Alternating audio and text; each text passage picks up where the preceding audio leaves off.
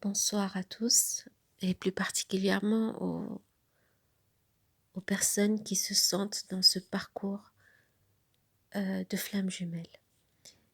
Un parcours qui est difficile, un parcours qui demande beaucoup de courage, beaucoup d'efforts, beaucoup de travail sur soi. Donc voilà, ces messages sont adressés à ces personnes-là et notamment aux chasers qui sont en... Nous allons voir d'abord les chasers qui sont en milieu, fin de parcours, c'est-à-dire qui sont arrivés à un stade d'une certaine aisance, je ne dirais pas de complétude, mais d'une certaine aisance dans ce lien, c'est-à-dire qu'ils savent parfaitement de quoi il s'agit, qu'ils savent comment le vivre et qui sont arrivés à un stade de détachement, de lâcher prise, même si parfois ils ont des petites rechutes, mais qui ne sont que ponctuelles. C'est-à-dire ils peuvent avoir des moments de nostalgie, voire même de déprime, voire des moments de ressentiment. Mais ces moments-là sont très vite surpassés et ils sont ponctuels. On ne s'y attarde pas trop et on continue sa vie et à chercher le meilleur moyen de reconstruire sa vie et de continuer son propre processus de transformation. Et c'est exactement ce dont il s'agit, c'est un processus de transformation euh, qui se fait étape par étape, petit à petit. Alors cette transformation, elle peut être aussi bien physique de l'extérieur que de l'intérieur. Et en général, ça va très souvent ensemble. Donc il y a un message pour ces chasers-là qui veulent connaître la situation de leur autre. Et leur autre, il s'agit du runner homme. Donc polarité non consciente à la base. Ensuite, nous verrons pour ceux qui sont en début de parcours. Donc pour les personnes, pour les chasers qui veulent connaître la situation de ou l'état d'âme du runner, euh, donc concernant ces chasers qui sont en milieu fin de parcours, la situation du runner actuellement et dans les jours à venir, elle est très, très, très délicate. On peut dire que c'est une situation souffrante. C'est une douleur presque physique, si elle n'est vraiment physique. Donc, c'est presque du somatique, c'est-à-dire on ressent, c'est-à-dire tout ce qu'on ressent, on le transmet au corps et c'est douloureux. Et donc, les runners se trouvent déprimés, malades, euh, apathiques. Voilà, donc, vraiment, c'est très délicat et ce n'est pas dû au manque de leur chaser. C'est dû principalement aux déceptions survenues suite à leur choix, à leur mauvais choix. Et donc, ces runners-là,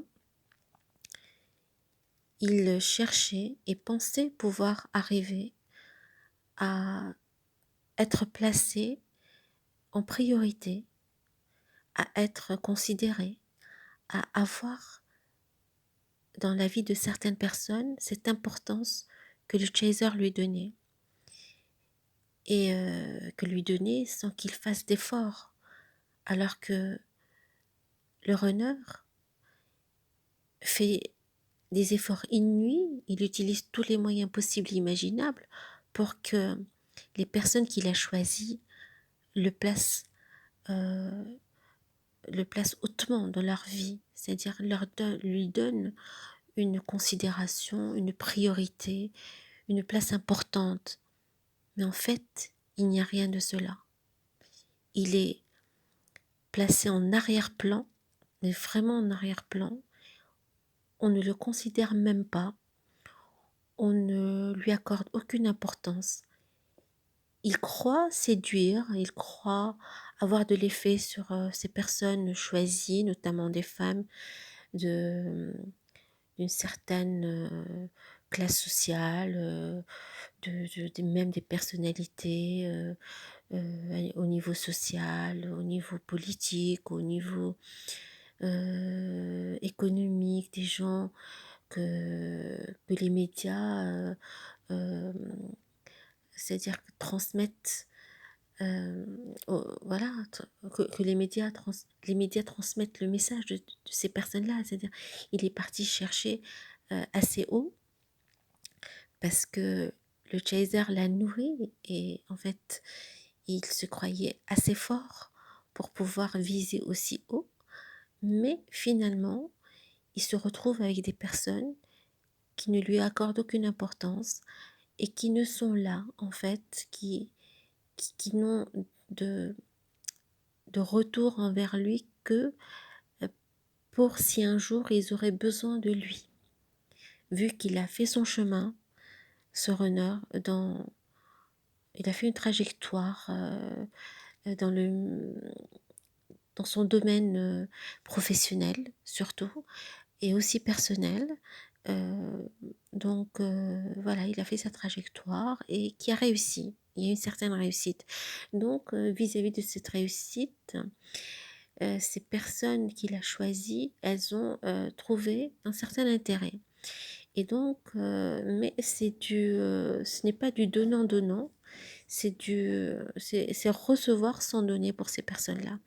Et donc, lui, il considère que, ben, voilà, il se retrouve face à des gens qui ne donnent rien en retour, hein, alors qu'il se sacrifie presque pour, pour, pour avoir ne serait-ce que de l'attention ou cette priorité que lui accordait le chaser dans sa vie.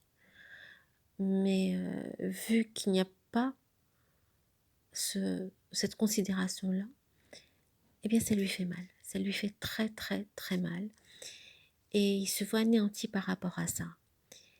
Et il se rend compte qu'il n'a pas de valeur humaine, personnelle, comme il croyait l'avoir, qu'il ne séduit pas en fait, qu'il réalise en fait que la seule personne qui le valorisait pour ce qu'il était uniquement et pas pour autre chose, c'était son chaser.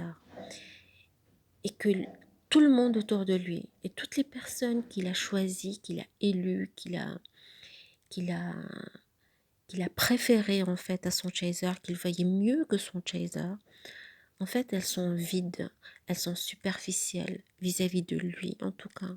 Peut-être qu'elles ne le sont pas vis-à-vis de tout le monde, mais vis-à-vis de lui, elles sont superficielles. Il n'y a aucune intensité dans les relations. Et même s'il y en aurait, ce n'est jamais dans la réciprocité. C'est-à-dire que si lui, il est fortement intéressé euh, par une personne, ben cette personne-là, elle ne le sera pas, elle n'aura aucune attirance. Et si c'est la personne qui est attirée, ben lui de son côté, il n'aura aucune attirance. Et donc, voilà, c'est dans ce milieu-là, dans cette noirceur-là qu'il passe ses jours, ses moments, et autour de ces gens-là qu'il papillonne en fait, enfin qu'il papillonnait, mais il est arrivé à cette conclusion que c'est, ce n'est pas ce qu'il, non pas ce qu'il espérait, mais c'est qu'il était convaincu que ça allait se passer autrement. Et donc c'est ce qui fait sa douleur d'aujourd'hui. Et bien sûr, c'est en rapport avec son chaser, mais la douleur, elle est déclenchée par les autres, par ces personnes-là autour de lui. Et par lui-même, bien sûr, parce que c'est son sentiment par rapport à ces personnes-là. Et donc, en même temps, il se dit, bon, euh, je devrais peut-être euh, reprendre contact avec mon chaser, ne serait-ce que pour nourrir son âme, en fait. Parce que le chaser, ce qu'il fait, ce qu'il faisait plutôt, c'était de le valoriser. Cet amour qu'il lui portait, le valoriser en fait. Et le runner se nourrissait de cela. Et c'est grâce à cela qu'il a pu faire cette trajectoire. Et donc, il le reconnaît, mais pour le moment, il est toujours dans cette bulle, tu vois, cette bulle qui veut pas franchir pour aller vers son chaser. Il est toujours convaincu que, voilà, il peut toujours encore séduire d'autres personnes, il peut encore séduire d'autres femmes et avoir la considération qu'il croit mériter vis-à-vis d'elle. Même s'il est dans une situation matrimoniale, il va aller chercher ailleurs. Et donc, au plus tôt, il était parti chercher ailleurs et ça n'a pas abouti. Mais s'il ne prend pas contact encore avec son chaser après une période de séparation plus ou moins longue, ça peut durer de 1 an, 2 ans, même plus, ou quelques mois. Et donc, c'est que il pense et il est convaincu que son chaser, il sera toujours là et qu'il est fou de lui. Et c'est pour cela, il a ce sentiment parce que le chaser, en fait, il lui transmet via 5D souvent ce genre de message. Et le conseil, c'est d'arrêter de transmettre ce message. Si on veut voir revenir le runner pour ces chasers-là, il faudrait arrêter de transmettre des messages d'amour. Il faudrait arrêter de lui transmettre qu'on est toujours là et que quoi qu'il arrive, on est à cet amour inconditionnel, il faut l'avoir pour soi et ne pas le transmettre. Dans le sens de ne pas le transmettre au runner. Parce que c'est au moment où il sentira le manque de cet amour-là qu'il pourra revenir. Sinon, tant qu'il est sûr de son chaser, il continuera son chemin. Donc, quand on est dans l'attente, quand on est dans le dans l'instincté en train de transmettre ce genre de message, on n'avance pas en fait. Donc, mais bon, on va dire que ces chasers-là, ils sont arrivés à une certaine aisance dans le lien. Donc, ils savent arrêter les messages. Ils ont compris comment les arrêter via 5D.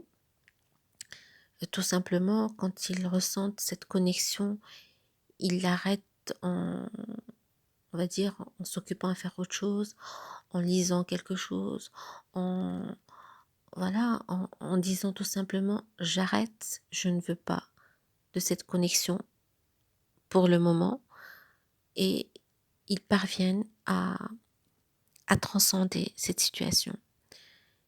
Et donc, ce qu'on peut leur dire à ces chasers-là, le message, le conseil, c'est de ne plus transmettre de messages d'amour ou de ressentiment. Il faut être neutre, ne rien transmettre en fait au runner. Voilà. Donc, ceci concerne les chasers en, milieu fin de parcours. Et si on passe maintenant aux chasers qui sont en début de parcours ou allant vers la nuit noire de l'âme ou en plein dedans ou sortant de la nuit noire de l'âme, leur runner, donc quel est l'état d'âme de leur runner et quels conseils on pourrait leur donner. C'est une situation qui est très difficile pour les chasers, très difficile à vivre, mais je dois vous dire que ce que je ressens, c'est que le runner, il est dans une sorte de joie de vivre, en fait. Il n'est pas encore conscient de la perte incommensurable qu'il est en train de faire. Il est pas conscient, il est juste dans un état de festif, jovial. Il pense que le monde s'ouvre devant lui et qu'il peut papillonner sur toutes les belles créatures qui existent, même s'il est déjà engagé dans une relation. Voilà, le monde s'ouvre à lui, il a envie de dévorer ce monde. Le chaser lui a donné des ailes en fait, lui a fait construire des ailes par son amour et il est en train de les utiliser pour aller voltiger, pour aller papillonner, pour aller voir ailleurs et, euh, et découvrir ce qu'il y a à découvrir en pensant que sa relation avec son chaser, si intense fut-elle, ce n'était que de l'éphémère et qu'il peut trouver mieux en fait. C'est la sensation qu'il a. C'est qu'il peut trouver mieux. Et il en est convaincu pour le moment. Mais nous savons tous que c'est du provisoire et que la situation va se renverser. Il faut un peu de temps pour qu'il se rende compte, pour qu'il prenne conscience de la perte qu'il est en train de faire et de la valeur de son chaser. Donc pour le moment, il le voit, le renard voit son chaser comme un être sans grand intérêt. Quelqu'un qui n'a pas une vraie place dans la société, quelqu'un qui n'est pas très ambitieux, voilà, un peu effacé. Donc,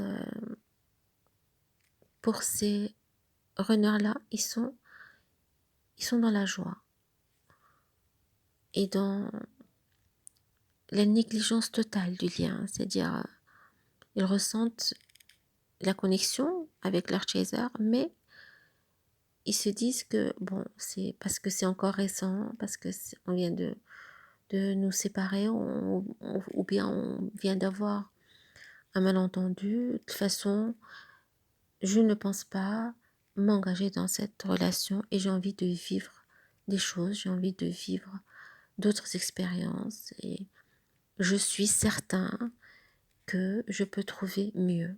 Voilà, c'est la phrase qui tourne dans la tête du chaser. Donc ce qu'on peut dire, pardon, du runner, ce qu'on peut dire à ces chasers-là, c'est que c'est du provisoire. Ne vous en faites pas. C'est une question de temps. Et il faut vraiment prendre les choses à la légère. Essayez. Faites votre mieux pour prendre les choses à la légère. Et si vous pouvez en rire, ce serait mieux parce que vous verrez qu'avec le temps, c'est vous qui serez dans cette situation de joie, de lâcher prise, de déconnexion, mais non dans le sens vindicatif, bien au contraire, dans un sens serein où vous serez convaincu que c'est votre honneur et que il va vous reconnaître et vous accorder la valeur que vous méritez. Focalisez-vous sur ce fait que ça finira par arriver. Et travaillez sur ce que vous avez à travailler, sur vos blessures, sur votre jalousie, sur votre apathie. Donc voilà, il faut se bouger, il faut se soigner, il faut nettoyer sa maison, ses coins, voilà, vivre dans un endroit paisible et accueillant. C'est très important pour ces chasers de début de parcours. Donc, je pense que c'est ce que je voulais vous transmettre. Et j'espère que ces messages-là vous ont aidé à avancer et à voir un peu plus clair. Et je vous souhaite vraiment, du fond du cœur, beaucoup de courage, beaucoup de ténacité, de persévérance, beaucoup de bonheur pour cette année qui vient. Je sens que pour un grand nombre, ce sera l'année d'un bel accomplissement, que ce soit vis-à-vis de soi-même ou que ce soit vis-à-vis de son autre. De toutes les façons, de toutes les manières, cette année-là, pour moi, est une année miroir, 2020, 2-2. Donc voilà, c'est une année de complicité, de, d'union et d'aboutissement. Sur ce, je vous souhaite une très belle soirée, une très belle journée et à très bientôt.